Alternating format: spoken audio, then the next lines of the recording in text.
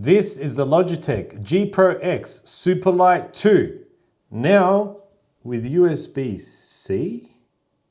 Hold up. Brand new MacBook Pro 14-inch with USB-C ports. Fantastic. Logitech G Pro X Superlight 2 with USB-C. Fantastic. USB-A adapter. This mouse costs 299 Australian dollars. Did I pay that much? No, I paid 229, but that is pretty expensive for a mouse, so my expectations are way up here. Now, full disclaimer, I really value Logitech as a brand. It's one of the first companies that I used to review on this channel, and I've sold tens of thousands of dollars of their gear over the past 15 years in my personal day-to-day work. However, this is the question. Is it worth $299 after using the mouse for now almost 6 months? So let's find out. So some context and backstory, the three mice that I've been using over the past year and a half is the Logitech MX Master 2S, which was great because I had the dual Bluetooth connectivity between my Windows and my Mac PC, which was great for work. Take it around with me, excellent. But again, it has that acceleration inside the sensor, so it didn't track as smoothly as I wanted it to. Then I was using the Razer Death Adder version 2 wired mouse. And then because it was obviously not compatible with Mac and I had a few things that I wanted to get away from, which was AKA wire, I ended up with the Logitech G Pro Superlight 2. Now, as you guys can see, even just from the top down, there is a physical difference in size between these three. You'll see that it has this plastic construction. It feels really lightweight and very rigid, which is great. You've got these two buttons at the top and a scroll wheel, which is just a normal scroll wheel. It doesn't have any special thing about it. It just feels a bit plasticky. Two buttons on the side, and then on the bottom, we have obviously this Teflon. You have the Teflon up the top, the on and off switch, and then you have this here, which you can pull out and remove if you want to add a little bit more weight or put the receiver inside when you're traveling around.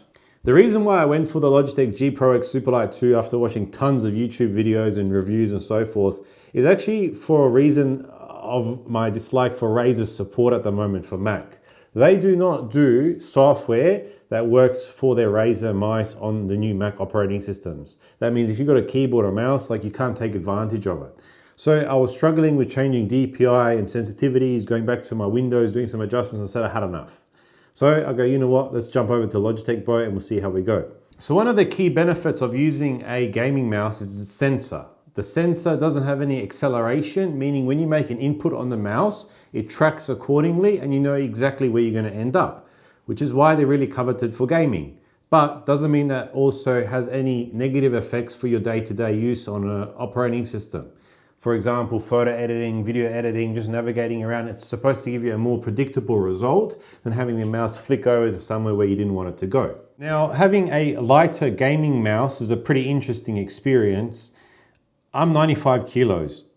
Having a mouse 20 or 30 grams heavier is not going to kill me. However, any mouse that I've used that's over 110 grams, you do tend to notice the weight, aka the MX Master and so forth.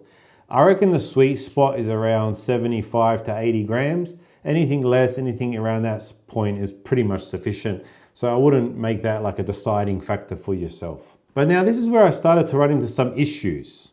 And there's two main ones that I would like to discuss to let you guys know about it before you jump into purchasing this mouse. So the first weird thing that I noticed with this mouse is that the clicks sound different depending on where you touch it. And you can tell and see for yourself.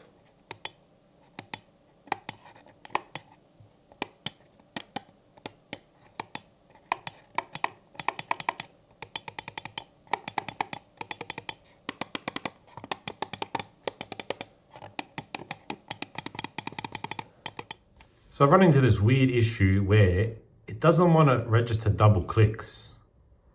And it's always a bit like intermittent. It does work sometimes, but then other times it doesn't work. This is just an example of where I obviously noticed it the most. But in other apps and other things, it's the same thing. And I don't know why it is. So do I regret purchasing the Logitech G Pro X Superlight 2 considering, I actually bought it?